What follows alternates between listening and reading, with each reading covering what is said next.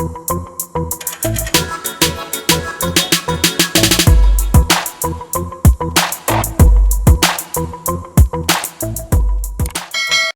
up, fabulous people? I hope everyone's having a wonderful day. How you doing? All right, so this is my first real video coming back. I have this funny video that I want to post, but I had to do a video on this Candace Owens babble video because this is just madness. So please bear with me. All right.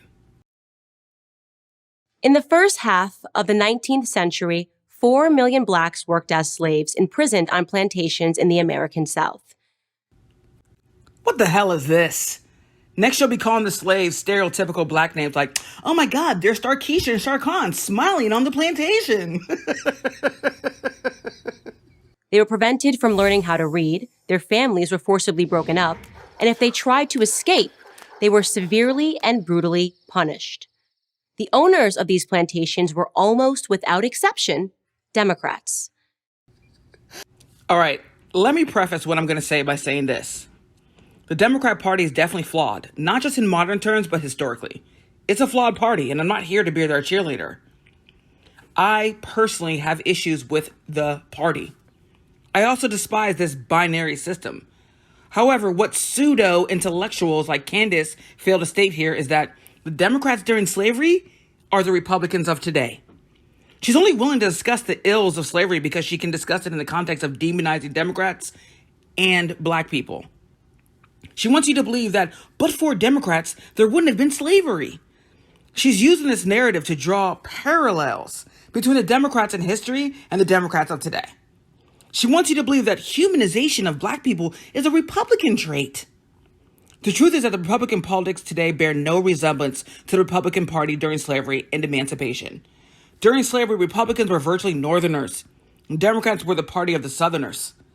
The ideology of both parties were different than it is today. And I think that's I'm pretty certain that this is a pretty axiomatic and indisputable position. Before the Civil War, slave-owning Democrats used black bodies to massively increase the number of votes they got in Congress and the Electoral College. Because of the 3/5 compromise, a single Democrat in Georgia who owned 5 slaves got 4 times the representation as a single white abolitionist in Pennsylvania who didn't own any. So for Democrats, it has always been about using black bodies for political power. She makes me want to puke. Let's talk about how Republicans don't want black bodies anywhere within a 1 million mile radius of them. She's pretending as though Republicans have made an effort to court the black vote. What have they done? Name it. What have they done? Look at that party now. There is 1 black senator in the GOP and 2 black members of the House in the GOP. The Democrats have 2 black senators and 56 members of the House. The first black president is a Dem, and the first black first lady is a Dem.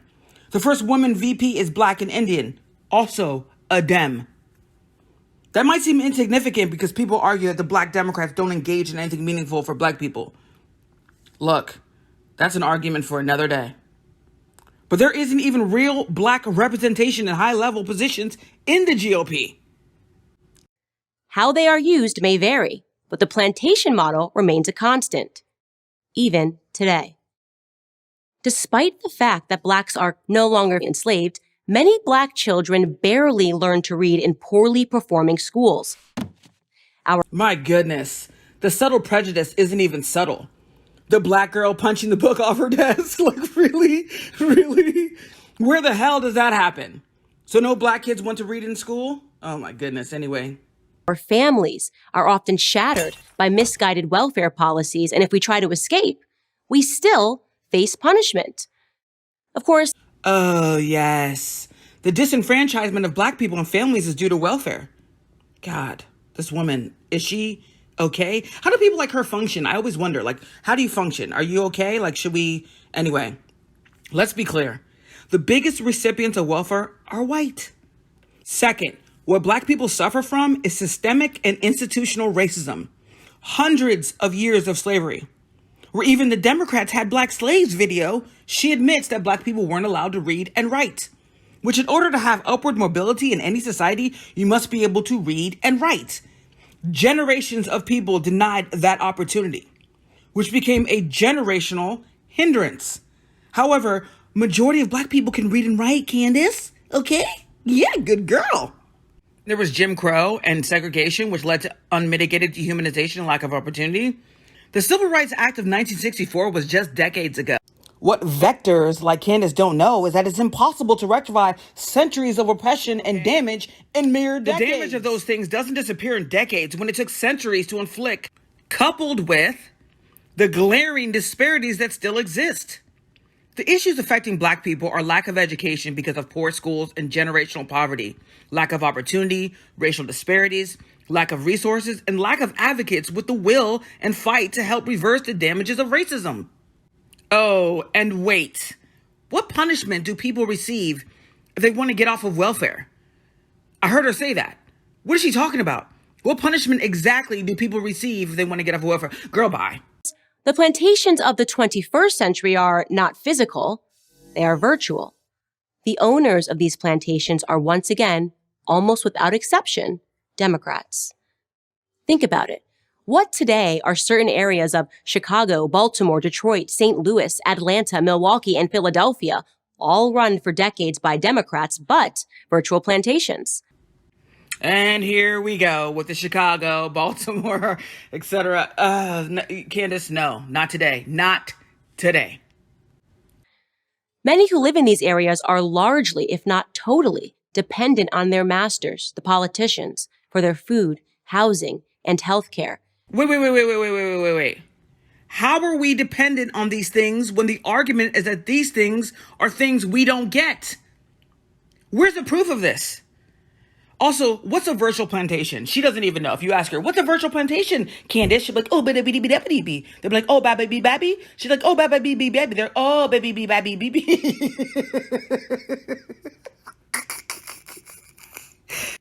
It's hardly a fair exchange. The politicians become wealthy. The residents become vote slaves, sustained just barely by government transfer payments. Okay, so the exchange is that black people get handouts in exchange for their votes. Then how in the hell is that a virtual plantation? There wasn't anything transactional during slavery. Oh, and another thing. Why do they have the black lady looking dilapidated, disheveled? They have her looking like a mammy. They got her in there looking like a mammy. And then they have the white male politician. He's dapper and happy. God, they can't even help themselves. Just like the plantations of yesteryear, which demanded a consistent breakdown of the black family to reinforce its system of buying and selling slaves, Democrats today incentivize similar family corrosion through their policies, fostering dependence not on mom and dad, but on the government.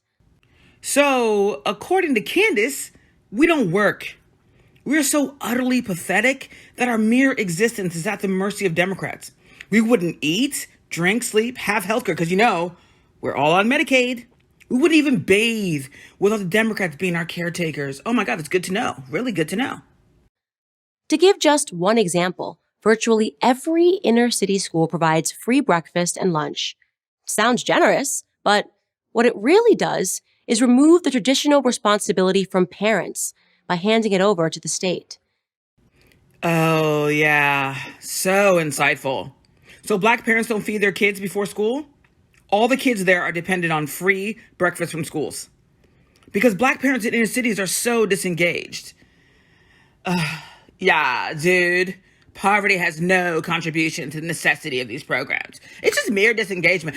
Honestly, okay, this is abuse. I did my best, but I refuse to continue to subject any of you to this kind of abuse. And please do not call social services on me for this abuse. I swear to God, I did not intend to inflict this kind of abuse. This is so unfair. It really is. And I'm very sorry, but good Lord. Anyway, here's the truth. The only people that fall for this are easily malleable people or people that live in a bubble of conjecture, or they want this to be the narrative because it reinforces their own prejudices. I would say she's an enigma, but she's not. She's easily readable. She talks about slaves, but who was really the proverbial slave? Let me just tell you, here's how her day goes. This is how it goes. They call and they're like, Hey, Candace, how you doing?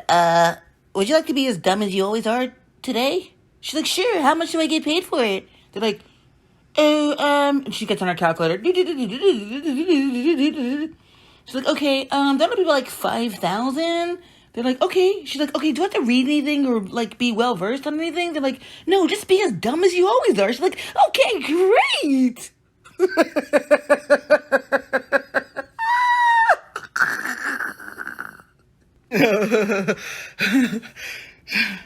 She consistently shows how intellectually shallow she is.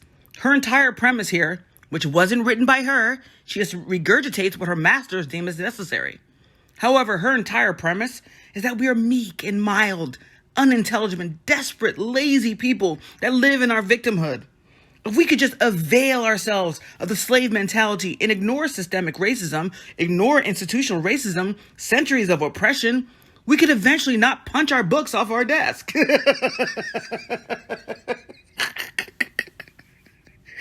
Yeah. Don't take the school lunches, even if you work 3 jobs to make ends meet. Just let your kids starve to death. Make sure your kids don't have the requisite sustenance to be able to concentrate in school. But at least you won't be viewed as a perpetual victim by Republicans. Her delusional babble isn't necessarily about the Democrats. It's a demonization and denigration of black people under the guise of being a critique of the quote-unquote Democrat plantation. Part of the problem with people like her is that she throws a bunch of big and profound words together, but once you attempt to dissect or extrapolate her point, you recognize that it's just not worth the effort. It's just scrambled conjecture. It is exhausting. Completely exhausting. Some people look at her and say, just let her get her coins. Let her get her coins. I'm not that person. No amount of money is worth selling your soul. You have to walk around with your conscience every day, if you have one. Her rhetoric is toxic and innocuous, and she needs to be called out for it, consistently. She might be the black jester of the right, the vector making Republican racism digestible and forgivable, and she may be content with that. But she's entirely disconnected from the black experience. We don't take her seriously at all. At all. She doesn't have any influence over us or our decisions. Her platform may continue to grow, but she's a horrible representative of black people. Not just because she's unintelligent and unqualified, but more importantly, because she is those things, she doesn't even know it.